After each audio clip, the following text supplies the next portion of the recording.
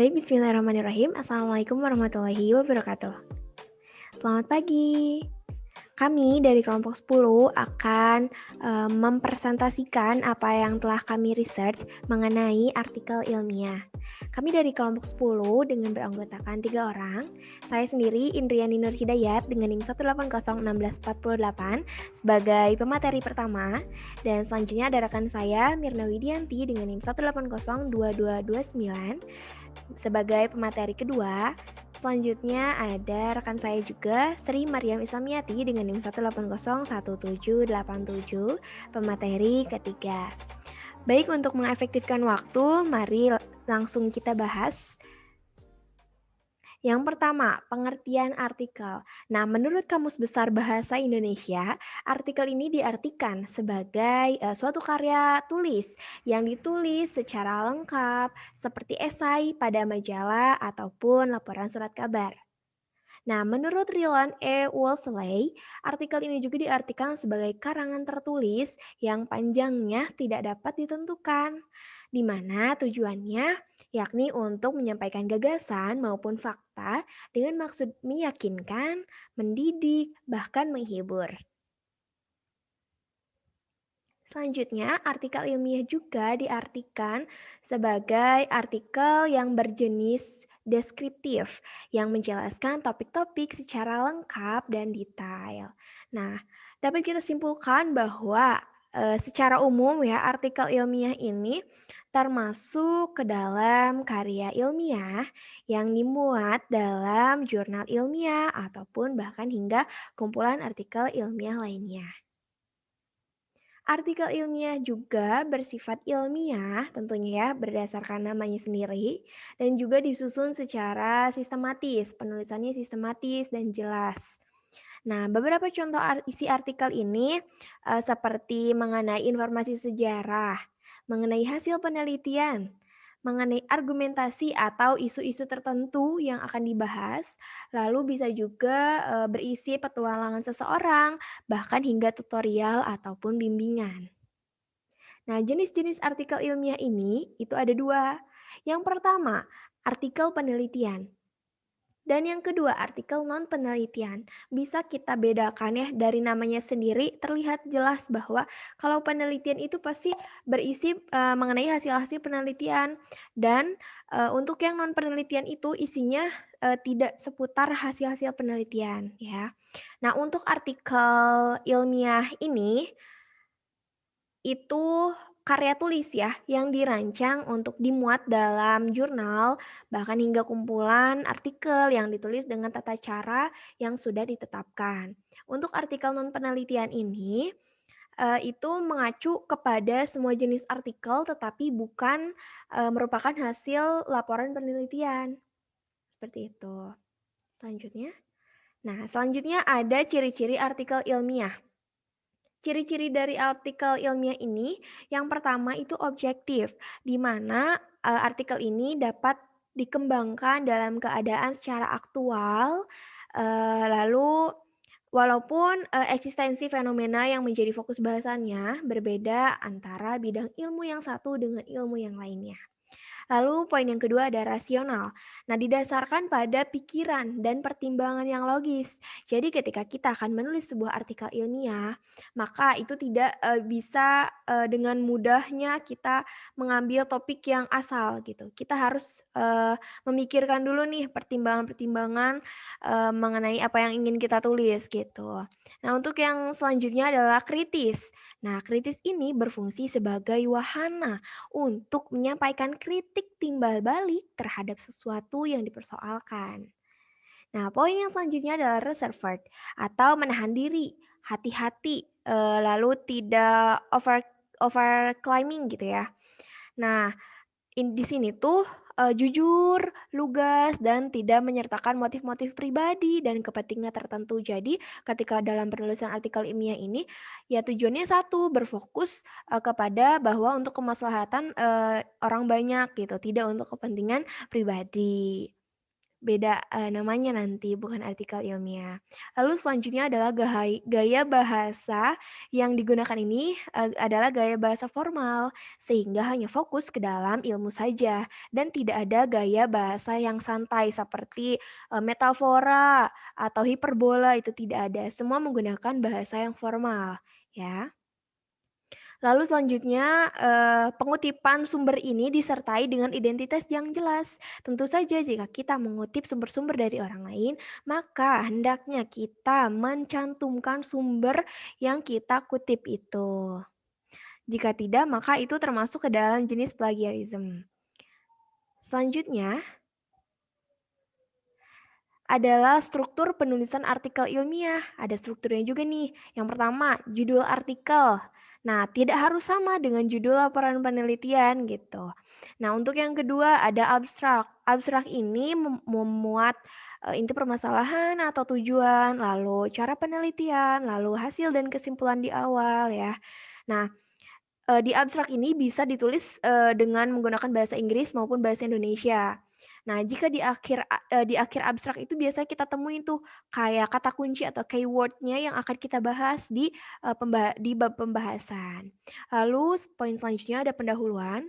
Nah, tentunya seperti kita tahu bahwa di pendahuluan ini berisikan latar belakang masalah, mengapa masalah yang itu yang kita ambil gitu.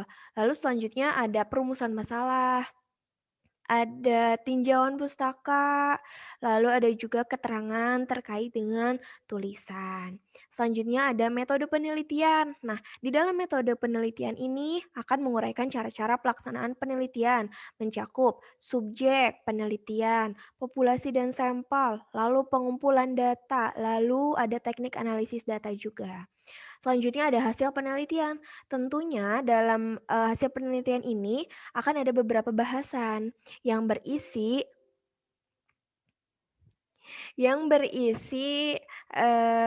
suatu masalah yang telah kita teliti gitu ya. Lalu poin selanjutnya ada kesimpulan. Nah, tentu jika kita telah menuliskan artikel yang telah kita muat, tentunya akan ada sebuah kesimpulan. Lalu selanjutnya ada daftar pustaka di mana jika kita menggunakan sumber-sumber yang dari luar itu, kita harus mencantumkannya di daftar pustaka. Selanjutnya. Nah, ada fungsi artikel ilmiah. Yang pertama, menyampaikan ide. Yang kedua, memenuhi tugas dalam studi. Yang ketiga, untuk mendiskusikan gagasan dalam suatu rapat atau pertemuan. Lalu poin selanjutnya ada sebagai bagian dalam lomba. Bisa juga tuh artikel ilmiah dilombakan ya. Poin selanjutnya ada untuk menyebarkan ilmu atau hasil dari penelitian. Lalu selanjutnya, nah ada kaidah kebahasaan artikel ilmiah. Yang pertama ini pilihan katanya harus bersifat impersonal, artinya bahwa tidak berpaku dalam satu objek saja gitu ya, dan tidak bersifat pribadi, melainkan menggunakan kata-kata yang bisa dipahami oleh semua orang dan ditujukan untuk semua orang. Lalu selanjutnya karya ilmiah ini menggunakan kalimat pasif. Lalu bahasa yang digunakan pun harus reproduktif, yang dimana artinya bahwa artikel ini yang ditulis oleh peneliti maupun penulis harus bisa diterima dan mampu dimaknai oleh pembacanya sesuai dengan makna yang ingin kita sampaikan itu seperti apa. Lalu poin yang terakhir ada ragam bahasa yang digunakan ini harus lugas dan juga bermakna denotatif. Selanjutnya. Nah, mungkin cukup sekian yang bisa saya sampaikan. Selanjutnya akan disampaikan oleh rekan saya, Mirna Widianti. Silakan. Selanjutnya, saya akan memaparkan mengenai teks cerita sejarah. Di sini ada pengertian teks cerita sejarah. Teks cerita sejarah adalah teks tentang fakta dan kejadian masa lalu yang memiliki nilai sejarah. Selanjutnya, ada karakteristik teks sejarah. Yang pertama ada isinya berupa sebuah fakta yang pernah terjadi. Kemudian disajikan sesuai dengan kronologis atau urutan kejadian atau urutan peristiwa. Kemudian yang ketiga, memiliki struktur penulisan seperti orientasi, urutan peristiwa, dan reorientasi. Selanjutnya, bentuk teks jenis ini merupakan teks cerita sejarah atau recount. Dan yang terakhir, pada umumnya, sering menggunakan konjungsi temporal. Nah, selanjutnya ada fungsi teks cerita sejarah. Yang pertama, fungsi instruktif. Nah, fungsi ini merupakan alat bantu di dalam dunia pembelajaran. Kemudian yang kedua ada fungsi edukatif. Nah, yaitu dapat dijadikan sebagai petunjuk serta pelajaran kehidupan kepada manusia dalam berperilaku. Selanjutnya ada fungsi inspiratif, yaitu dapat memberikan imajinasi, inspirasi, serta kreativitas untuk keberlangsungan hidup berbangsa dan bernegara agar menjadi lebih baik lagi. Kemudian yang terakhir ada fungsi rekreatif, yaitu dapat memberikan rasa gembira serta senang kepada para pembaca. Nah, selanjutnya ada struktur teks cerita sejarah. Yang pertama ada orientasi. Di bagian orientasi berisi terkait pengenalan atau pembukaan yang ada di dalam teks cerita sejarah. Pada umumnya berisikan penjelasan singkat dari kejadian yang sedang diceritakan. Kemudian yang kedua ada insiden atau urutan kejadian. Nah, di bagian ini berisi terkait rekaman peristiwa sejarah yang berlangsung. Kemudian disampaikan menurut waktu urutan kejadian dari awal sampai akhir peristiwa tersebut. Nah, urutan kejadian ini juga menjadi bagian pokok dari cerita sejarah yang pada umumnya ditulis secara rinci, sehingga pembaca lebih mudah untuk memahami hal yang terjadi di masa lalu. Kemudian yang ketiga ada reorientasi. Reorientasi adalah bagian akhir yang ada pada teks cerita sejarah. Pada umumnya, di bagian ini isinya terkait komentar pribadi dari si penulis itu sendiri akan peristiwa yang ditulisnya. Tetapi ada juga beberapa teks cerita sejarah yang tidak memiliki tambahan bagian penutup ini. Dan hal ini sah-sah saja sebab bagian ini hanya opsi atau pilihan. Nah, selanjutnya ada kaidah kebahasaan teks cerita sejarah. Yang pertama, memakai pronomina. Nah, pronomina ini disebut juga sebagai kata ganti, yaitu kata yang digunakan untuk mengartikan, untuk menggantikan benda atau menamai seseorang ataupun sesuatu secara tidak langsung. Contohnya ada kata ganti orang pertama tunggal seperti saya, beta, aku, ataupun saya. Kemudian ada kata ganti orang pertama jamak seperti kita dan kami. Nah, kemudian ada kata ganti orang kedua tunggal. Contohnya seperti kamu, kau, engkau, dan lain sebagainya. Kemudian ada kata ganti orang kedua jamak, contohnya kalian. Lalu ada kata ganti orang ketiga tunggal. Contohnya dia, beliau, dan ia. Kemudian yang terakhir ada kata ganti orang ketiga jamak, contohnya mereka. Nah, kemudian yang kedua ada memakai frasa adverbal. Nah, frasa adverbal adalah kata yang menggambarkan suatu kejadian atau peristiwa, waktu, serta tempat. Kemudian yang ketiga ada memakai verba material. Verba material adalah suatu kata yang digunakan untuk menunjukkan suatu kejadian yang menggunakan fisik ketika melakukannya. Contohnya seperti membaca, melempar, mendorong, menulis, dan lain sebagainya. Kemudian yang keempat ada memakai konjungsi temporal. Konjungsi temporal disebut juga dengan kata sambung. Contohnya kemudian, lalu, setelah, dan lain sebagainya. Selanjutnya ada menggunakan kalimat majemuk.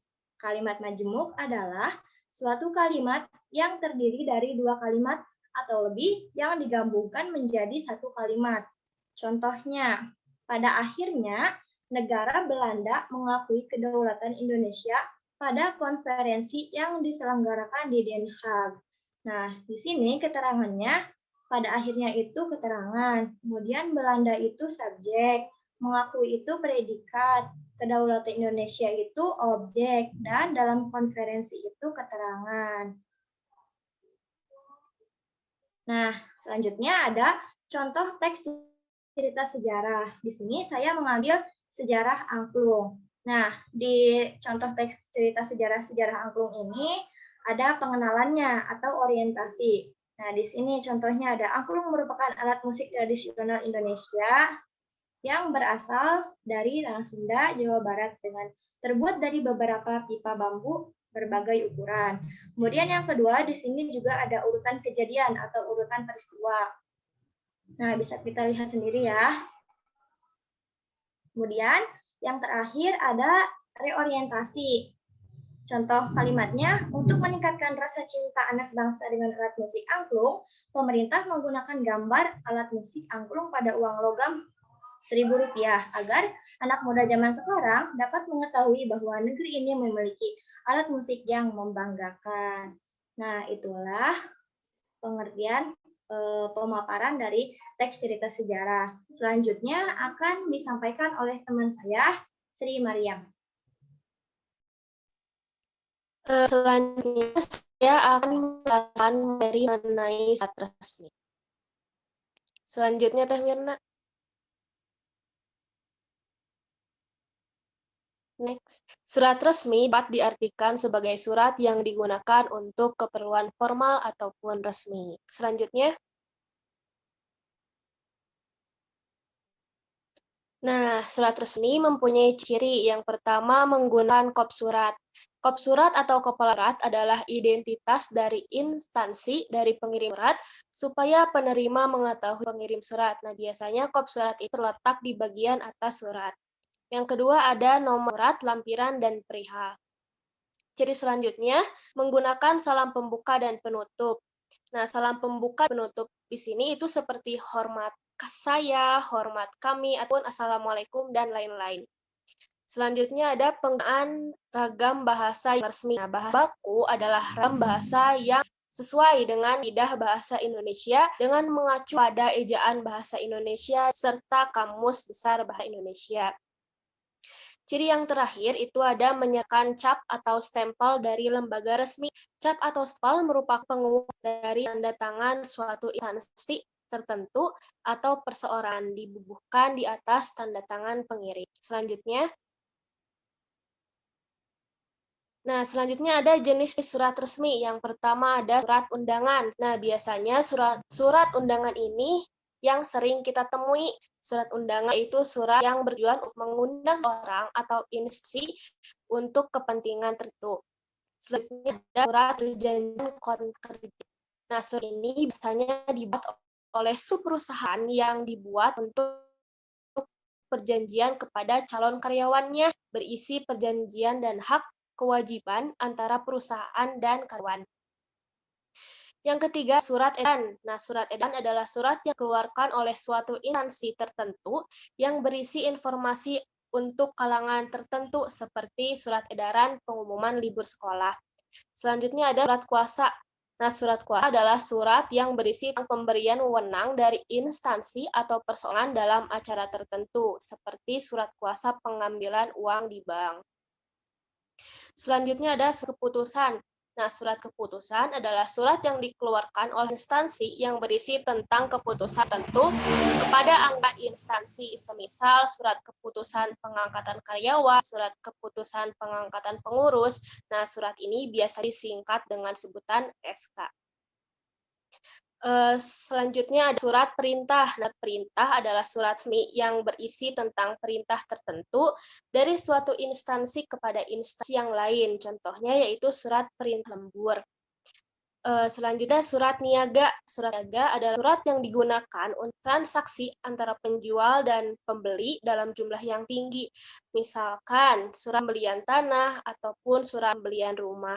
Yang terakhir ada surat panggilan. Nah, surat ini berfungsi untuk memanggil seseorang atau instansi kepada instansi lain untuk kepentingan tertentu, seperti surat panggilan kerja, surat panggilan interview, dan lain-lain. Nah, contohnya surat lamaran kerja itu juga termasuk ke dalam surat resmi. Selanjutnya, ada struktur surat resmi. Yang pertama ada kop surat, lalu ada nomor surat, ada tanggal surat, ada lampiran atau hal, ada juga alamat tujuan, ada salam pembuka, isi surat, salam penutup, tanda tangan pengirim surat, dan pesan. Selanjutnya, Selanjutnya ada fungsi surat resmi yang pertama sebagai sarana informasi. Nah, fungsi utama surat resmi adalah sebagai sarana informasi. Dalam hal ini, surat resmi bisa menjadi media untuk pemberitahuan mengenai salah satu hal tertentu. Selanjutnya ada bukti tertulis. Nah, dalam beberapa kondisi, surat resmi bisa jadi salah satu arsip yang digunakan sebagai bukti. Karena sifatnya yang resmi tersebut, surat resmi bisa disimpan untuk dijadikan bukti autentik yang bisa dipercaya dan dipertanggungjawabkan. Fungsi yang ketiga itu ada sebagai pedoman kerja. Nah, hal lain yang menjadi fungsi surat resmi adalah sebagai pedoman kerja. Ada cukup banyak contoh surat resmi yang berisi tentang instruksi dari pihak terkait untuk dilaksanakan. Nah, dengan adanya inti tersebut, maka mereka yang mendapatkan mandat akan bisa menyelesaikan tugasnya dengan baik. Fungsi yang terakhir itu sebagai pengingat. Surat resmi bisa juga dijadikan sebagai pengingat bagi penerima suratnya. Nah, dengan adanya kiriman surat resmi, seseorang bisa menyimpannya sebagai salah satu kenangan. Misalnya saja seseorang mendapatkan undangan secara resmi dari suatu kampus untuk menjadi narasumber seminar. Selanjutnya, ada kaidah kebahasaan surat resmi. Yang pertama ada kata sapaan. Nah, dalam surat resmi ini biasanya menggunakan kata sapaan seperti yang terhormat, bapak, ibu, ataupun saudara. Yang kedua ada kata baku. Bahasa adalah salah satu ciri paling khusus dari surat resmi ini. Semua kata yang tulis dalam surat resmi adalah bahasa baku yang disesuaikan dengan ejaan yang berlaku saat ini. Baik dari kosakata, frase, dan serta bahasa yang digunakan adalah aturan yang diresmikan. Kaidah yang ketiga itu surat resmi menggunakan kalimat efektif. Nah, kalimat yang efektif yaitu kalimat yang sesuai dengan kaidah bahasa, tidak bertele-tele. Terakhir ada ejaan. Nah, kaidah penulisan bahasa yang sesuai dengan ejaan yang disempurnakan. Sekian presentasi dari kelompok 10, kurang lebihnya mohon maaf. Assalamualaikum warahmatullahi wabarakatuh.